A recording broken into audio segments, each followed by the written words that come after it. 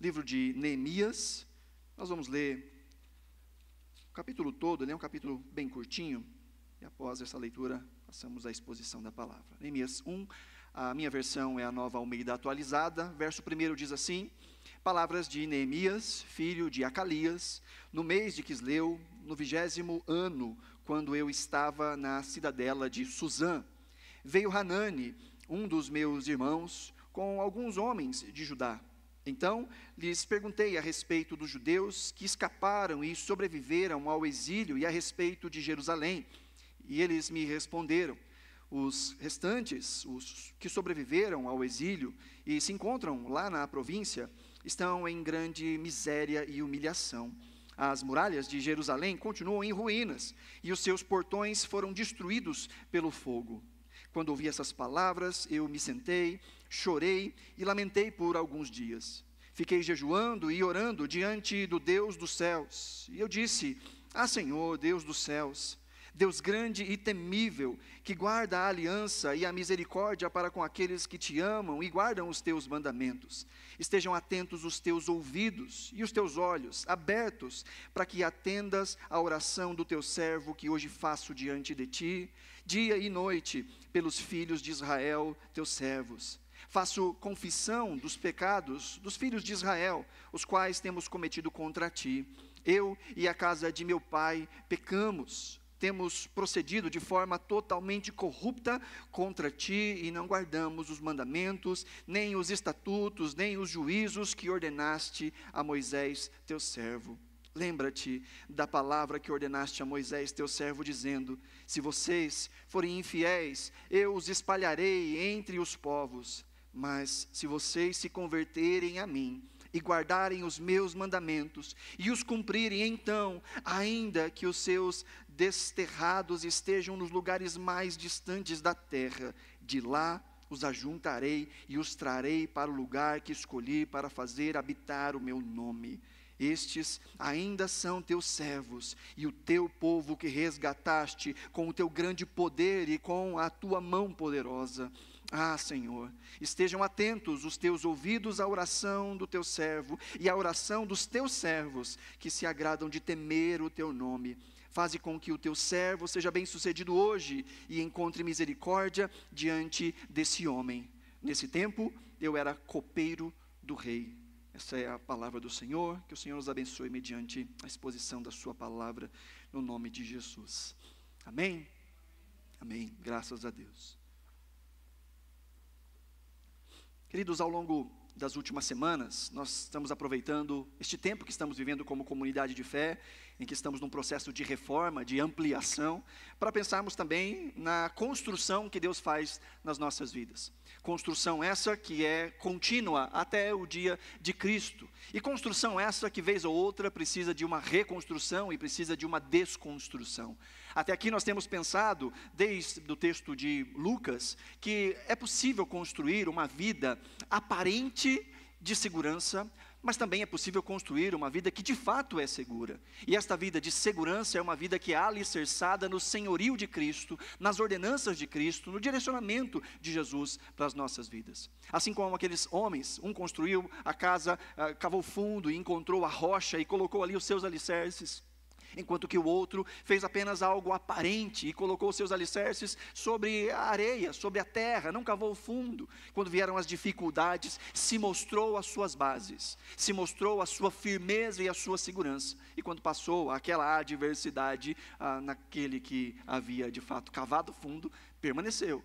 E aquele que aparentemente estava seguro, viu que a sua segurança era de fato frágil, era de fato irreal.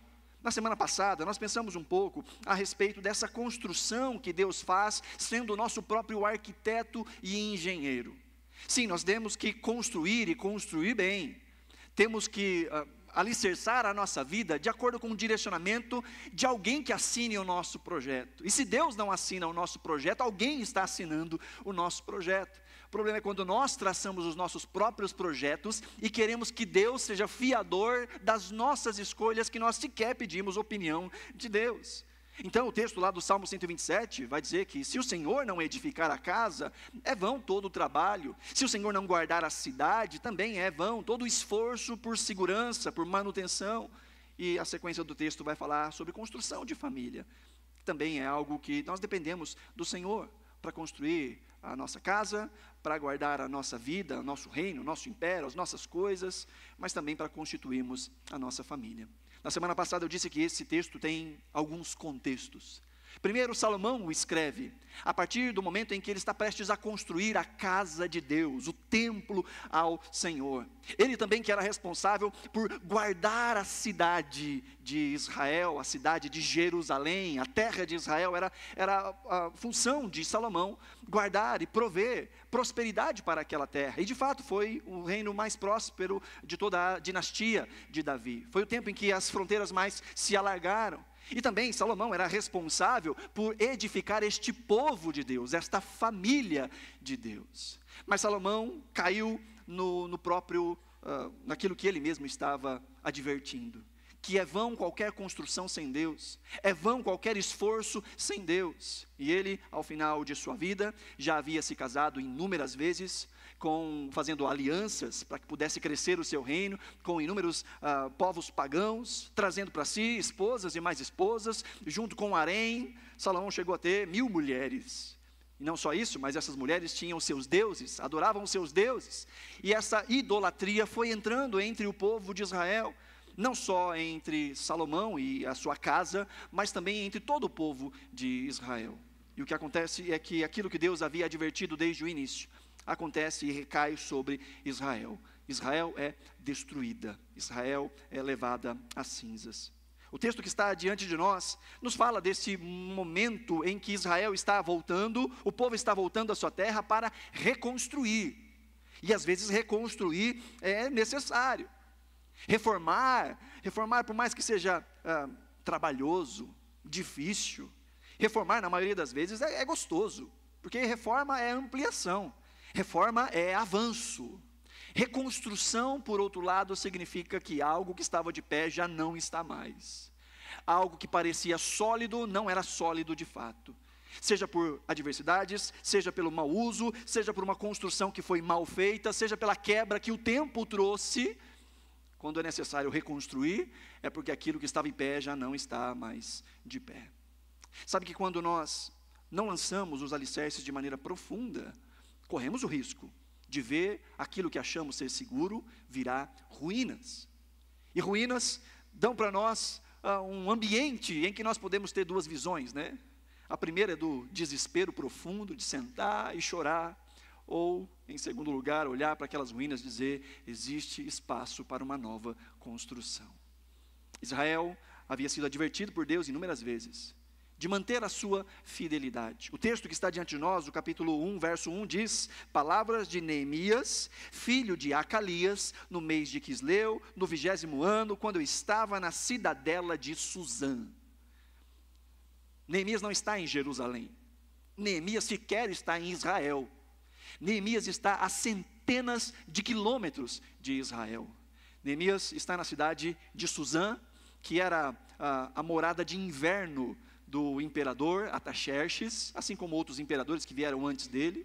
Era o lugar na Babilônia de onde se governava. E por que é que Neemias, e o nome Neemias significa Yahvé consola, Deus consola, o que é que este homem, este israelita, este judeu está fazendo na terra da Babilônia? Bom, ele está ali porque ele está servindo ao rei da Babilônia, não o seu próprio rei em Israel, não um descendente de Davi, como Deus havia prometido ao seu povo, mas servindo a um Deus pagão, na posição de um conselheiro, sim, de um conselheiro, de muita influência, mas ainda assim na posição de um escravo.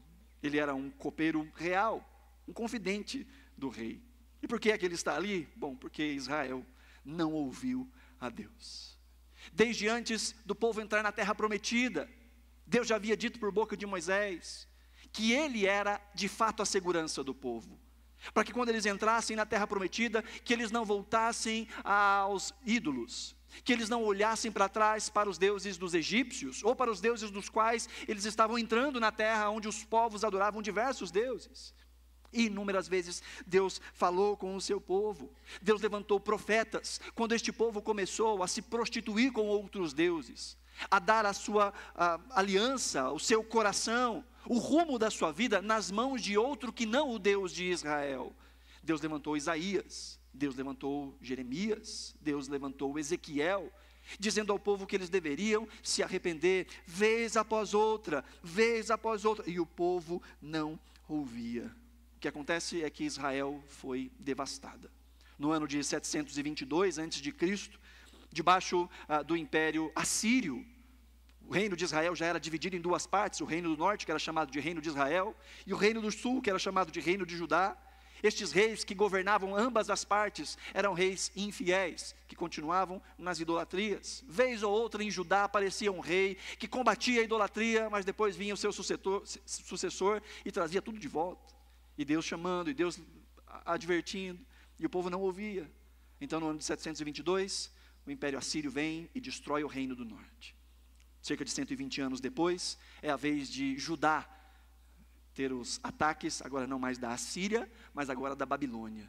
E em 3 levas, Jerusalém foi destruída. Foram levados os maiorais, os mais inteligentes. É nessa leva que sai Sadraque, Mesaque, Abdinego, Daniel. Na segunda leva sai Ezequiel e mais 10.000 dos nobres da cidade. Na terceira leva, levam embora aquilo que sobrou. Só ficou na terra aqueles que eram extremamente doentes e não conseguiam se locomover.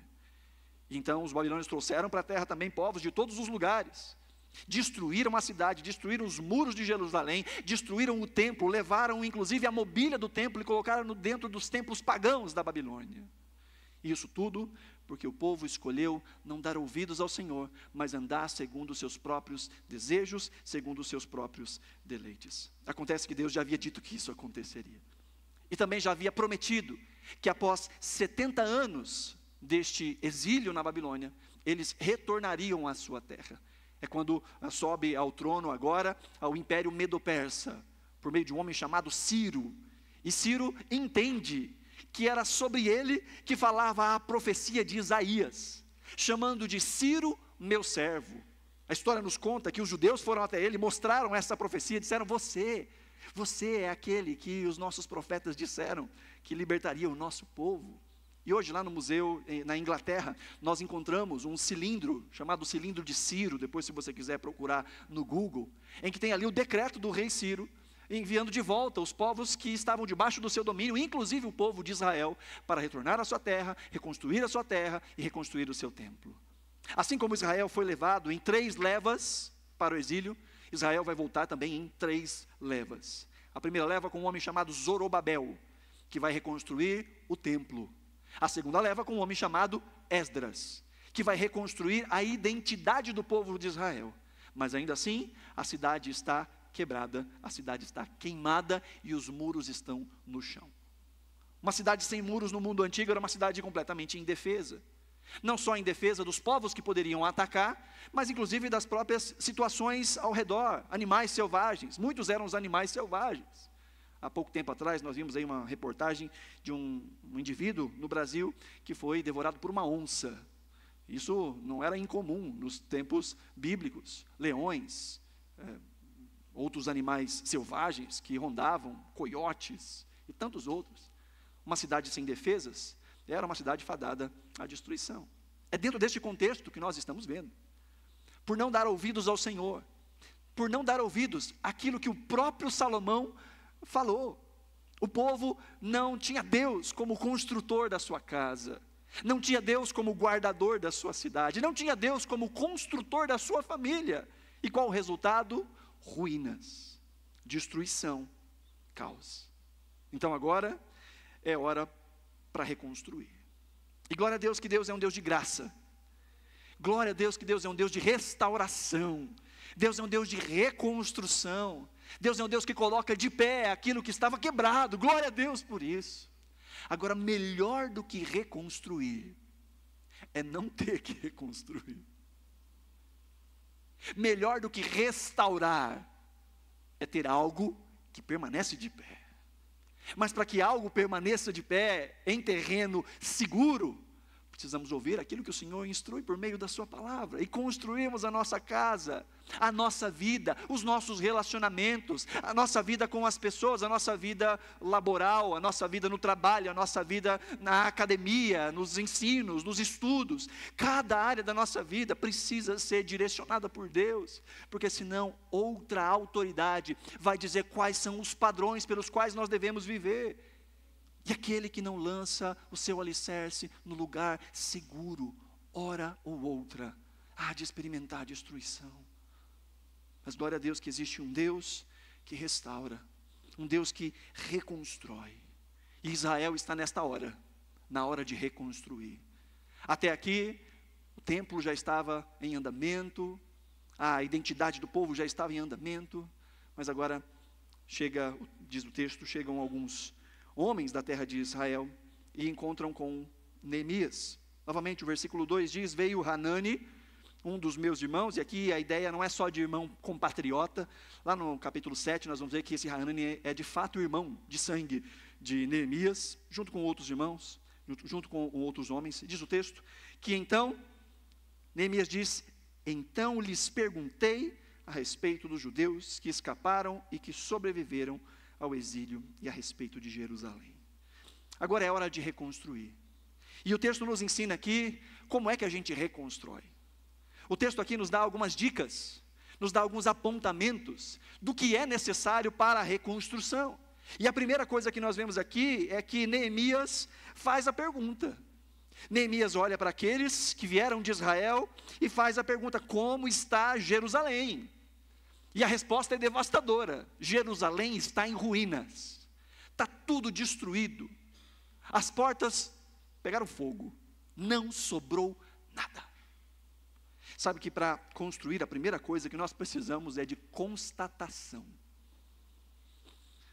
Para podermos reconstruir, é preciso ver a realidade, identificar as ruínas. E uma forma disso acontecer é por meio de perguntas. A resposta era dolorosa, e Neemias já antecipava que a resposta seria dolorosa, mas ainda assim ele fez a pergunta. E sabe que às vezes nós não experimentamos reconstrução nas nossas vidas porque nós não queremos ouvir a resposta e por isso não fazemos as perguntas. Há perguntas que precisam ser feitas, há um inventário que precisa ser feito, há uma realidade que precisa ser encarada de frente, e às vezes é necessário fazer perguntas sabendo que a resposta não será aquela que a gente espera. Às vezes a única coisa que nos impede de reconstruir as nossas vidas é o medo de fazer as perguntas certas, o medo de que a resposta seja aquela que a gente não quer, porque perguntar é de fato perigoso. Perguntar arranca a gente das ilusões confortáveis. Perguntar nos obriga a parar de fingir que está tudo bem. Essa autoanálise, este olhar no espelho, às vezes expõe uma aparência que a gente não queria ver. De olhar para uma situação e talvez perguntar: como é que está o meu casamento de fato? Como é que está a vida com meu esposo, a vida com a minha esposa, de fato? Não aquilo que é postado no Instagram, não aquilo que aparenta diante dos olhos dos outros, mas de fato. É quando nós perguntamos: como está o meu coração? Será que a minha fé, a minha religião, é uma religião verdadeira? Ou é só culto aparente de domingo? Já não oro mais, já não leio mais a Escritura, meu coração já não ferve mais. A minha vontade de ouvir a palavra do Senhor já não é mais a mesma. Minha vontade de servir ao Senhor já não é mais a mesma. O gás que eu tinha no começo já não é mais o mesmo. As coisas que para mim antes eram prioridade, agora ficam em segundo lugar. Como está o meu coração? Talvez a pergunta mais difícil seja: quem são os amigos do meu filho? O que ele está fazendo quando os meus olhos não veem?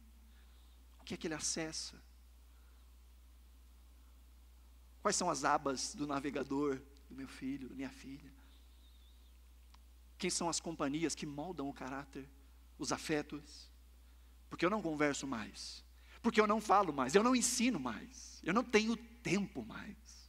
Quem são as pessoas que estão formando e moldando o caráter? de perguntar como é que está a minha saúde. Tenho feito meus check-ups? Às vezes, como eu disse na semana passada, é só quando começa a fazer crack, é só quando dói, é só quando as coisas saem completamente do normal que a gente vai fazer as perguntas. E às vezes nem lá, porque tem medo de enxergar a resposta. Entenda que uma ruína ignorada vira escombros permanentes. Uma ruína ignorada vira escombros permanentes. Mas uma ruína, quando é encarada de frente, vira matéria-prima para o milagre de Deus. Quando nós estamos, ou quando somos capazes de olhar e perceber quais são as áreas que precisam de reconstrução. Por isso, não é bom nós fugirmos dos confrontos necessários. Confrontos esses que acontecem de várias formas. Seja por meio da exposição da palavra, seja por meio da oração, seja por meio do conselho de alguém, seja por meio dos sinais, dos sintomas. As circunstâncias estão gritando, tem algo errado, mas nós não paramos para perguntar o que é que está errado. O que precisa ser refeito, o que precisa ser mudado. E podemos simplesmente esconder no ativismo. Sabe, quando a pessoa diz assim, eu não quero nem falar sobre isso. Eu não quero nem pensar a respeito. Coisas que deveriam ser tratadas, deveriam ser limpas, deveriam ser expostas, muitas vezes são apenas jogadas para baixo do tapete. E se pensa que há cura, mas não há cura, há simplesmente um adormecimento. E hora ou outra, aquilo volta à tona. E o estado daquele indivíduo é pior do que o anterior. Por isso é necessário fazer as perguntas. Neemias nos ensina então que não dá para mudar aquilo que nós não reconhecemos como ruína. Não dá para consertar antes de fazer as perguntas certas, antes de encarar a verdade. Saiba que a Bíblia nos diz que Deus resiste aos soberbos. Resiste àquele que faz cara de paisagem. Resiste àquele que finge que está tudo bem. Deus resiste ao soberbo, mas concede graça ao humilde, ao quebrantado de coração, ao que chora, ao que confessa, ao que reconhece dor, ao que reconhece sofrimento, ao que reconhece problema. Deus não despreza um coração quebrantado e contrito, mas um coração cheio de si, Deus rejeita, Deus impede. Imagine como se Deus estivesse colocando a mão no peito dizendo, você não vai passar. Deus resiste ao soberbo, mas Ele concede graça de fato aos humildes. Então a humildade, ela é necessária, se nós queremos reconstruir na nossa vida. Às vezes a gente nem sabe por onde começar, às vezes a gente nem sabe como agir, mas nós somos chamados a essa humildade suficiente para olhar para dentro e dizer, Senhor, eu não sei nem por onde começar, mas eu sei que algo não está certo, algo precisa mudar. Abre os meus olhos, me ensina a enxergar como é que está a minha situação. Como Neemias, faça a pergunta certa. Então, se nós queremos reconstruir, em primeiro lugar, é necessário esta pergunta, é necessária essa constatação, mas não só constatação, é necessário também uma inquietação. O verso 4 diz, quando ouvi essas palavras, eu me sentei, chorei e lamentei por alguns dias. Não basta reconhecer se isso não move o nosso coração. Não basta dizer, eu sei onde eu estou errando, mas isso não incomoda. Não basta dizer, eu sou assim. Eu sou um pecador mesmo, mas está tudo bem. Isso está confortável. Eu sou uma pessoa ignorante mesmo, mas isso não te incomoda? Eu sou uma pessoa consumista. Ok, constatação é importante, mas isso não te incomoda? Quando Neemias ouve o que ele não gostaria de ouvir, ele reage como deveria se reagir. O texto diz que ele sentou, chorou e lamentou. Porque de fato as ruínas devem produzir isso em nós, incômodo, inquietação. Só muda quem está inquieto. É necessário inquietação para nos colocar em ação. Conhecimento não é o suficiente.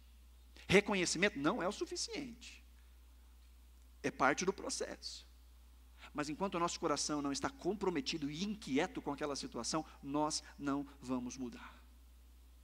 Verdade que não produz inquietação, não vai produzir mudança em nós. Verdade que não é acalentada no coração e que não pinica, sabe? Verdade que pinica, sabe quando você está assim?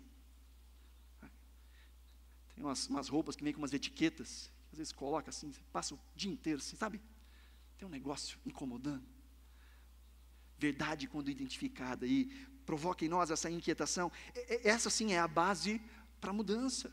O reconhecimento, a vontade, o desejo. Tinha uma amiga nossa, a esposa de um pastor, ela também psicóloga, ela dizia que quando uma pessoa procurava ela na rua ou na igreja, falava que ela estava passando por uma situação, diz que ela não aconselhava ninguém na igreja, não aconselhava ninguém assim, vou na sua casa para a gente conversar, não. Ela marcava, olha, lá no meu escritório pastoral, ou lá na minha clínica. Ela tem que sair do lugar e ir lá. E ela dizia, porque parte do processo de cura está no fato da pessoa reconhecer que precisa de ajuda. Reconhecer que ela precisa atrás da ajuda. 50% do processo. É você reconhecer o que está necessitado de transformação e desejar que isso mude. 50% de todo o processo. Aí só falta outra metade. Buscar ajuda. Reconhecer esta inquietação. E ele então se senta, ele chora, ele sente o luto, ele sente a dor da situação. Sabe que lamento é sinal de lucidez. Lamento é sinal de que o nosso coração não está inerte, que o nosso coração não está entenebrecido, empedrado. Quem sente ainda está vivo. Quem sente é porque ainda há algo a se fazer. E o texto nos diz então que ele sentou, chorou e se lamentou. Isso me faz lembrar Mateus capítulo 5, verso 4, em que Jesus vai dizer, bem-aventurados são os que choram, porque estes serão consolados. Quem chora diante de Deus será consolado por Deus. A segunda parte do versículo 4 nos mostra então a ação. Se primeiro precisamos de constatação, segundo, nós precisamos deste incômodo, esse senso de inquietação. Em terceiro lugar, nós precisamos de oração. E é isso que ele faz. Diz o texto, fiquei jejuando e orando diante de Deus, diante do Deus dos céus. O coração se voltando para Deus. Diante daquelas ruínas, diante dessa constatação, diante dessa inquietação, o que a gente faz? A gente muda, a gente age, a gente planeja, a gente sai correndo, a gente faz isso, faz aquilo. Não, calma. A gente ora. Antes de tomar uma decisão, ore. Antes de traçar planos, ore. Antes de fazer qualquer coisa, antes de meter os pés pelas mãos, às vezes a gente está tão empolgado, a gente entendeu, há algo que precisa mudar, e às vezes a gente, no afã de fazer o melhor, faz com a melhor das intenções, mas faz do jeito errado. Fala na hora errada, fala do jeito errado, fala com a pessoa errada, porque a gente quer resolver, a gente quer mudar a situação. Mas não basta fazer a coisa certa, é necessário fazer do jeito certo. A palavra certa na hora errada, ela machuca, ela fere, ela destrói. A palavra certa sendo dita do jeito errado, ela machuca, ela fere, ela dói. Às vezes a gente até está certo, mas está falando do jeito errado. E aquilo que era verdade que transforma, vira espada que mata. Por isso, antes de tudo, coração diante de Deus. Neemias orou vários dias, enquanto estava sentado, chorando, lamentando. Diz o texto que ele ficou jejuando e orando. E o que é jejuar? Jejuar não é se afastar da comida, jejuar é se aproximar de Deus. Jejuar é intencionalidade de quebrar um hábito da vida, a fim de ganhar tempo intencional com Deus. Jejuar é esse momento em que você tira uma refeição, mas não simplesmente para ficar com fome, mas para consagrar aquele tempo em oração ao Senhor.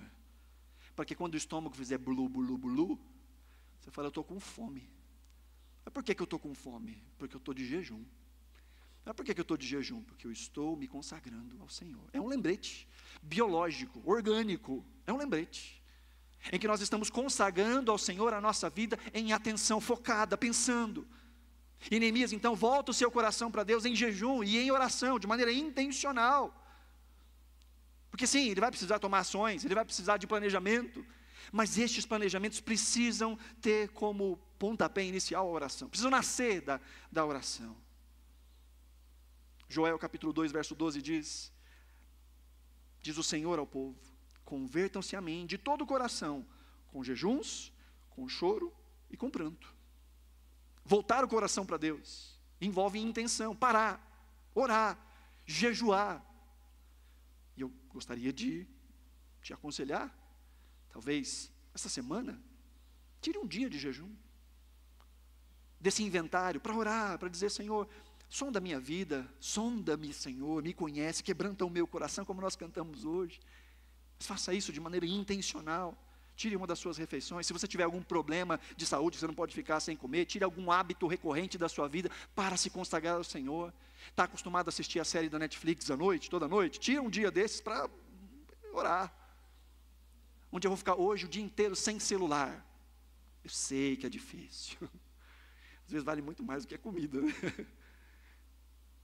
Tire tempo para poder fazer essa autoanálise, para poder expor o seu próprio coração e converse com Deus de maneira sincera e de maneira profunda. A oração que Neemias faz aqui do versículo 5 em diante é uma oração modelo para nós, uma oração profunda. Nós precisamos de orações profundas, e às vezes a gente não sabe fazer orações profundas, mas a Bíblia está cheia de orações profundas.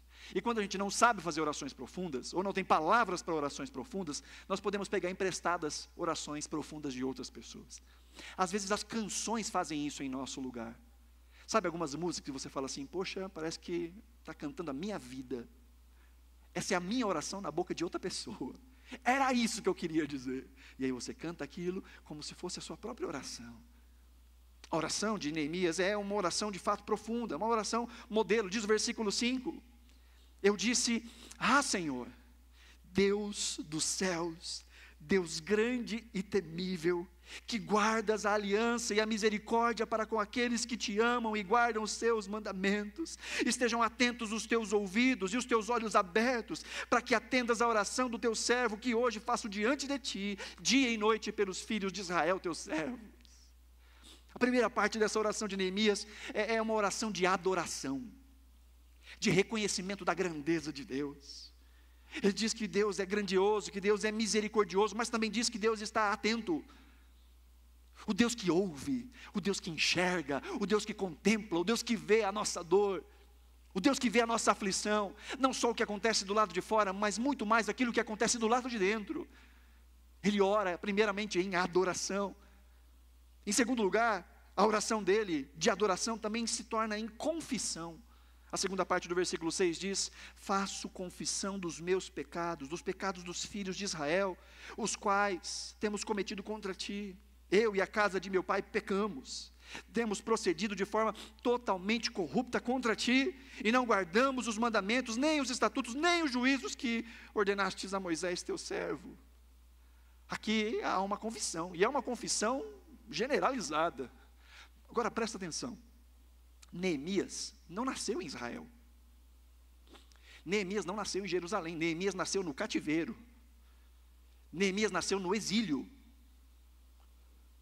Neemias não fez nada, foi a sua família, foi os seus pais. Porque infelizmente, queridos, existem certas ruínas que nós temos nas nossas vidas, que não fomos nós que plantamos. Sim, existem ruínas que são conta nossa, fomos nós que não construímos com o alicerce que deveríamos. Mas existem outras ruínas que nos pegam.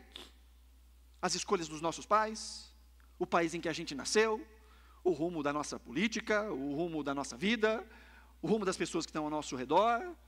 Há pessoas piedosas que são atropeladas por motoristas bêbados.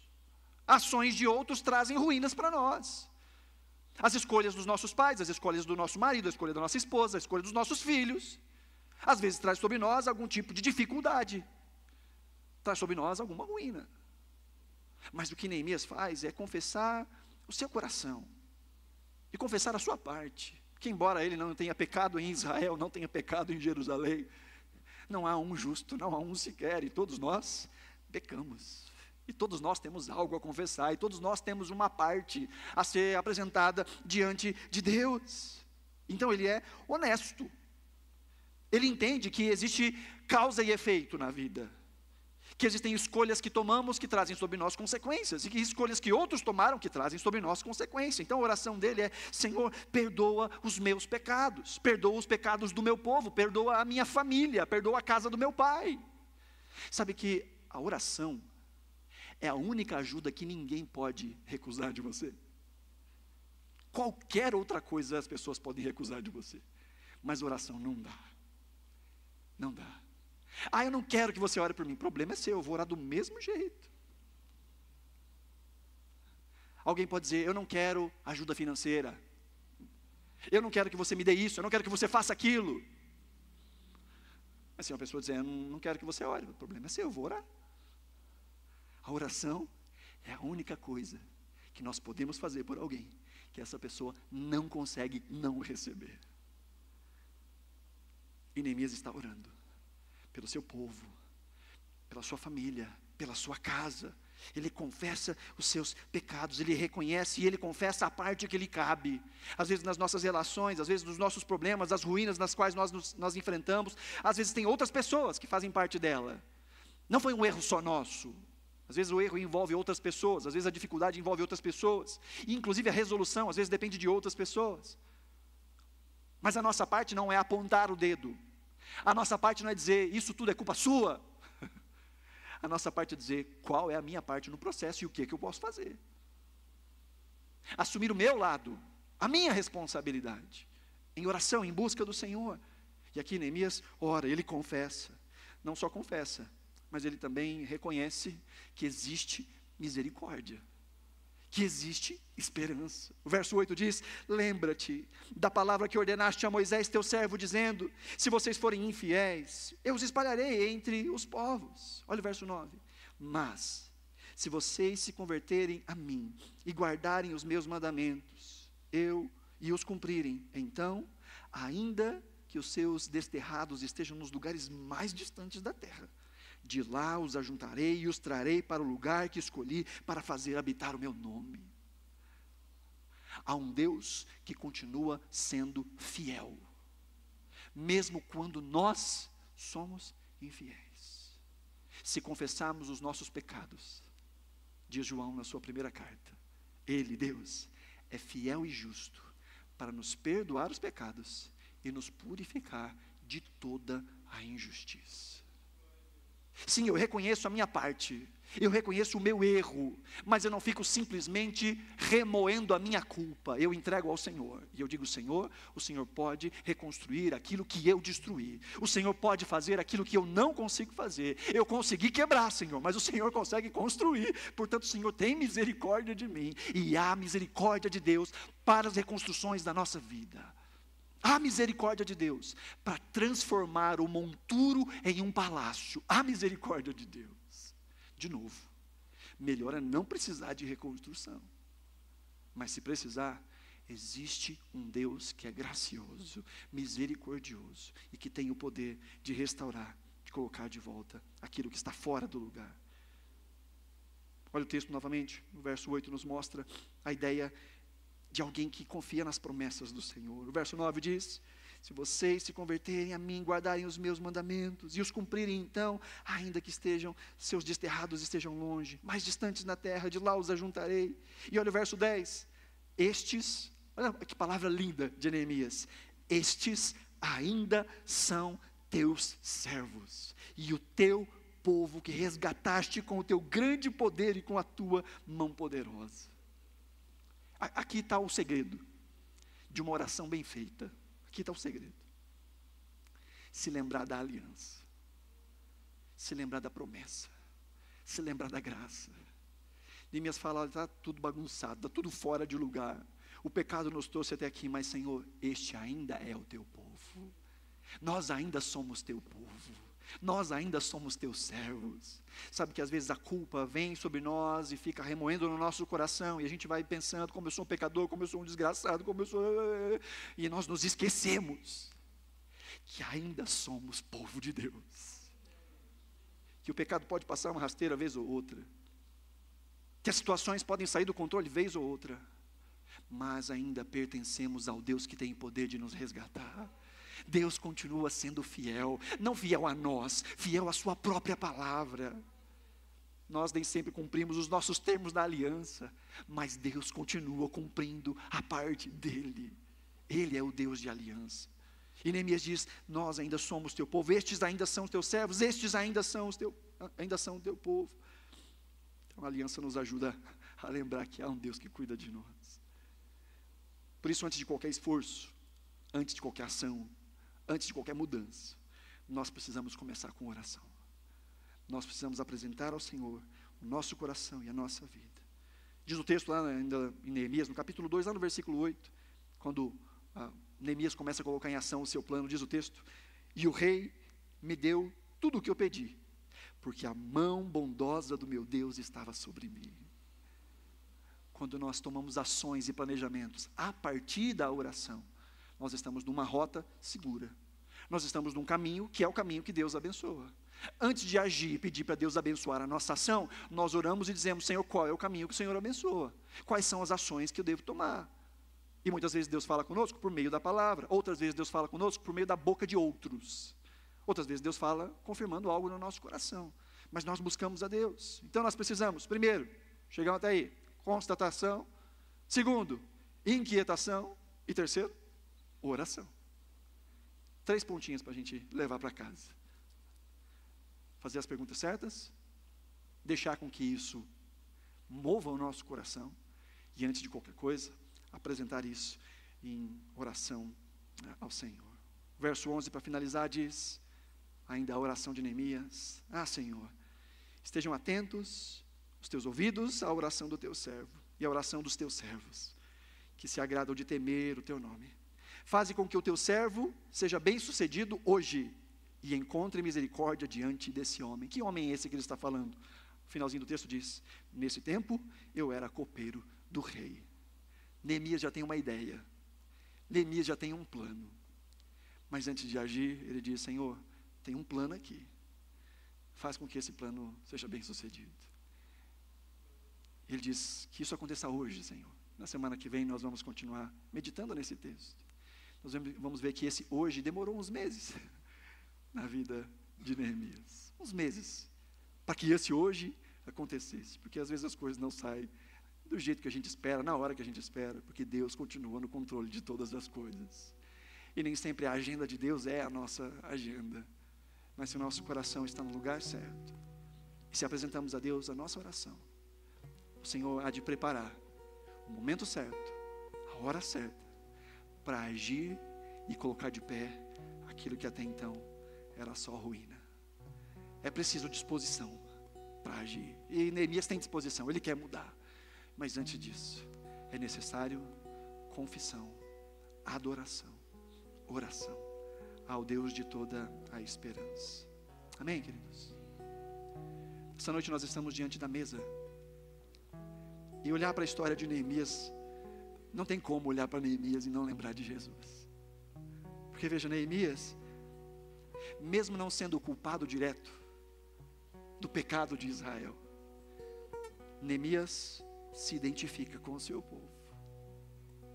Neemias diz: nós pecamos. Neemias intercede pelo povo, e ele se coloca na posição de ser a solução. Neemias faz tudo isso porque ele tem os olhos na aliança. Somos teu povo, Senhor, e aquilo que o Senhor prometeu vai se cumprir. Não tem como olhar para Neemias e não lembrar de Jesus, que mesmo não tendo pecado algum, se identificou com o seu povo, recebeu os pecados do seu povo, assumiu os pecados do seu povo como se fosse dele. Não tem como olhar para Neemias e não se lembrar que Jesus se entregou como a solução, de maneira voluntária. Ele diz: eu resolvo, e ele resolveu pagando os nossos pecados na cruz do Calvário. E tudo isso porque ele tinha os olhos na aliança. Deus disse desde o Éden que viria o descendente da mulher, e este esmagaria a cabeça da serpente, e por meio do filho de Abraão seriam benditas todas as famílias da terra. Essa aliança se cumpre na pessoa de Cristo. E em Cristo nós estamos debaixo de uma nova aliança. Na aliança que nos faz lembrar do que Ele fez por nós. E pelos méritos de Jesus, nós temos livre acesso à graça de Deus. Deus reconstrói as nossas ruínas, sim, reconstrói. Mas acima de tudo, Deus nos faz um povo novo. Aquele que estava morto, Ele faz ressuscitar. Aquele que estava morto em seus delitos e pecados, aquele que era só ruína, pelos méritos de Jesus, é feito nova criatura. E a glória da segunda casa é muito maior do que a da primeira. Se você puder, coloque-se de pé, nós vamos orar.